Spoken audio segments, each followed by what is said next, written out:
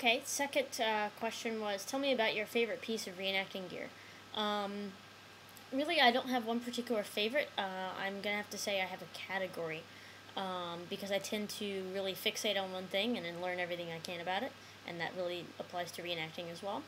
My favorite item is waistcoats or waistcoats. Depends on how you want to say it. My favorite waistcoats, which are Americans, you may know them as vests. My favorites are the ones from about 1750 to 1765. Um, I know that's extremely specific, but that's really my favorites. It's kind of hard to explain without maybe pictures. Maybe I'll post some. Um, the later ones are okay as well, but really starting about the 1780s, I stopped really kind of liking them. They get really short, and a lot of times the flaps are not even there, and I don't know, just I don't like the way they look. I really like the way that 1750s to 1760s clothes make men look. And waistcoats and vests I've always found really sexy, so there you go. Strangely, I'm really phenomenally good at telling what age a waistcoat is. Really from particularly in 18th century stuff, I can usually place it within 5 years. But just in general, I'm pretty good at knowing from about 1600 up through the 1970s. I can place vests pretty well. It's a very weird and esoteric specialty. But anyway, if I have to choose one single piece of gear that I own that is my favorite, it would be a tie between the brown 1750s waistcoat that I have, and I have a hand carved 18th century trencher, which is kind of like a bowl plate looking thing. And it's really accurate. It holds pretty much anything. It's way better than a crappy tin plate and more accurate. And it gets used an awful lot. The only problem is it imparts a slight linseed flavor to pretty much anything you put in it. But that's okay. But anyway, so that's that question. Hey. Okay, next question is, what are a few guilty pleasure films or books that no one would ever expect you to like? Well, I wouldn't say it's things that people wouldn't expect me to like, but they are guilty pleasures. I can be tempted by pretty much any movie that has pretty cinematography. So even if the plot is crap, if it's pretty, I'll probably like it. I also am kind of a sucker for your traditional, like, feel-good movies. I, as a former film student, recognize that they are generally awful as far as films go, but I don't know. Maybe it's because I'm generally a very optimistic person, and so I like seeing things that, make me feel like I may just be right about things sometimes. And it's also, I think, because I'm optimistic about my own life, and so seeing things like that allows me to kind of look and be like, yeah, this is what I'm working towards, this type of thing. As far as books, and this is a big no-no for history people, but I really like historical fiction. Not like romance novel type stuff, but historical fiction.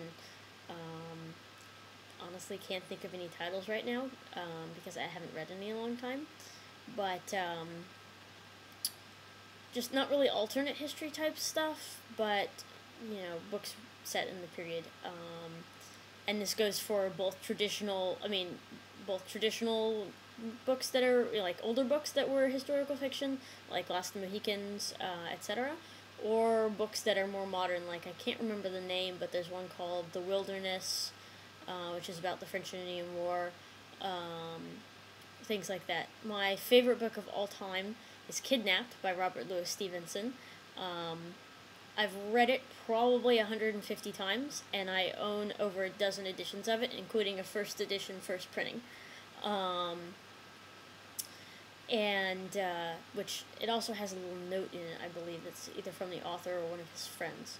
But that book had a huge influence on my childhood, and honestly, I think the person that I became, as did Treasure Island. Those are probably my two favorites, and I guess you could sort of count those as guilty pleasures. And there was a film adaptation made by, I don't know who, of Kidnapped back in the 90s, which was made for TV and very different from the book, majorly different, but I still really like it. And there was a version of Treasure Island with an extremely young Christian Bale playing Jim Hawkins and Charlton Heston as Long John Silver from Treasure Island, that I really love. Unfortunately, it's not available on DVD, but most people who like Treasure Island say that it was the best adaptation ever. Other than that, I think the weirdest movie that I like is The 5,000 Fingers of Dr. T, Dr. Terwilliger. It was made in the 50s, 1953, I believe, and it's as if Dr. Seuss made a musical. And it's really cool and incredibly dark.